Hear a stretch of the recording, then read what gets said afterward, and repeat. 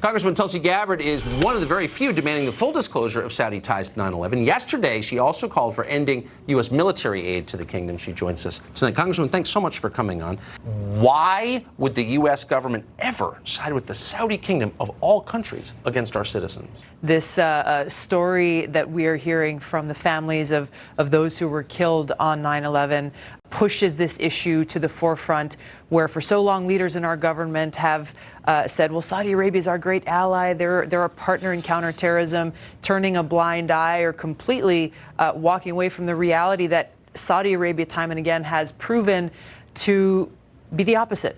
Yes. They're undermining our national security interests. They are the #1 exporter of this Wahhabi extremist ideology. Yes. That's the fertile recruiting ground for terrorists like Al-Qaeda and ISIS around the world. They're directly providing arms and assistance to Al-Qaeda in places like Yemen and in Syria. And as we are seeing here, it is our government, our own government, that is hiding the truth from Chris and Brett and the many other families of those who were killed on 9/11. For what?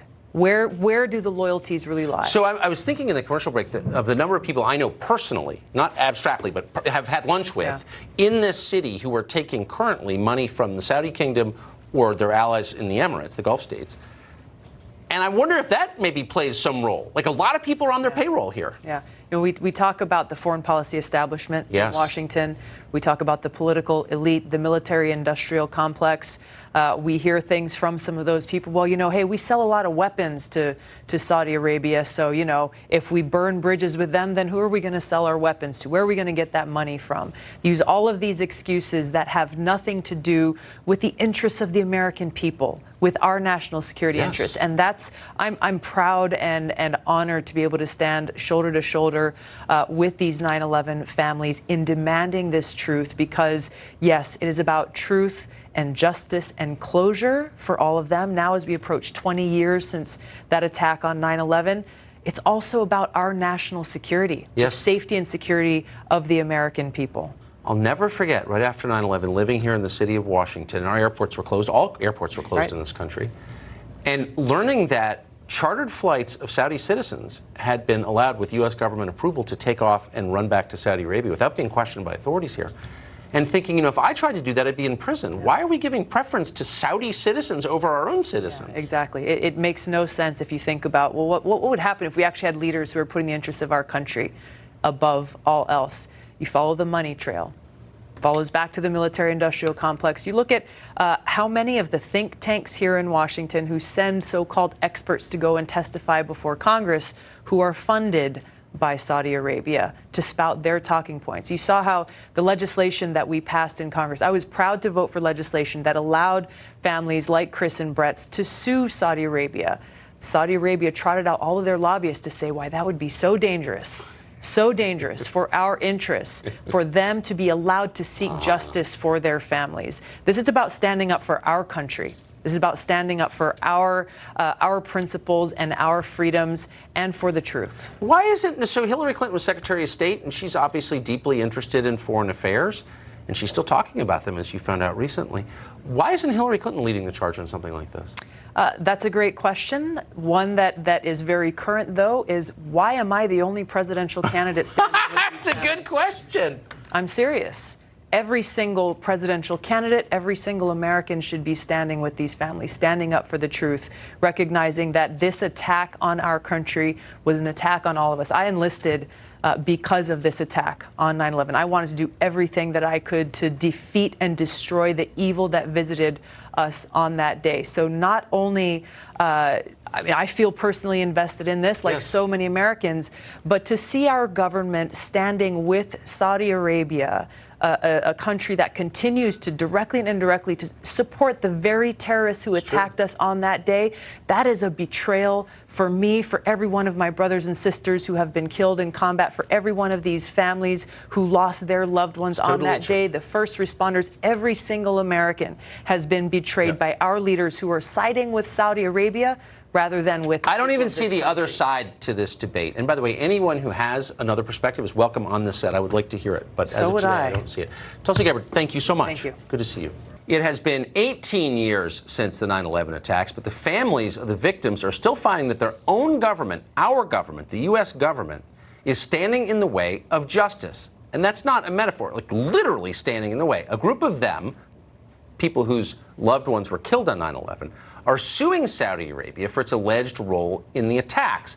But federal officials in this country still, for some reason, will not declassify a 2012 report that detailed Saudi ties to the 9/11 hijackers, and there were many ties. According to the Department of Justice, providing hope and closure to the families of victims would somehow endanger national security. To two men at the very center of this, Chris Gansey and Brett Eagleson both lost their fathers on 9/11, and they're in the group suing the Saudi government over this. They join us tonight. Gentlemen, thank you both for coming. So I want to know, and I'll just go this way, am I overstating the degree to which the U.S. government is standing in the way of getting this information? No, it's been 20 years. Like, there's no reason why the government has declared state secrets on something that happened 20 years ago. So what are you looking to find? Well, I mean, personally, I want to find the truth. Did a foreign power assist in the murder of my father 20 years ago and 3,000 other Americans? So Tucker, I just wanted to say this. First of all, thank you, because you're the only host on any cable news network that's had the courage to talk about our story. It's such an obvious so you deserve question. Credit. Like, why don't we know You the deserve answer? credit. And if the president is listening tonight, and I hope that he is, he needs to know a couple things. Chris and I shouldn't know each other, okay? Our government failed us 18 years ago, and they're failing us again today. Our FBI failed us 18 years ago, and a couple weeks ago they invoked state secrets against us, which is the first time it's ever been done in any criminal case in the history of this country. What are they protecting? On behalf of the Saudi government. On behalf of the Saudi government, our FBI, and I want to say this, the most of the FBI, they are good people. They're good Americans. Yes. Chris and I, we're very patriotic people, but to learn that the leadership of these departments, the Department of Justice and the FBI, are choosing the Saudis over us is nauseating. It makes me sick, and every American should be sick. And we are so grateful that presidential candidate Tulsi Gabbard is the first one to stand behind us. Well, I can feel a pit in my stomach. You know, acid's getting released. Just thinking about this, it's so infuriating. But what do you think it's about? I think they're either one of two things. Either they're covering up their own malfeasance, Yes. or they're covering up the complicity of a foreign nation state. Yes. Both of them are equally terrible. But why would the look? We're not. I don't want to get over our skis, but we do know the overwhelming majority of the hijackers were Saudi citizens. It's way more than that, Tucker. Yeah. Yes. We have concrete evidence that nobody's talking about. Tell me. Our government has it. There's the 2012 FBI summary report. It's not about Iran. It's not about Iraq. It's specifically about Saudi Arabia.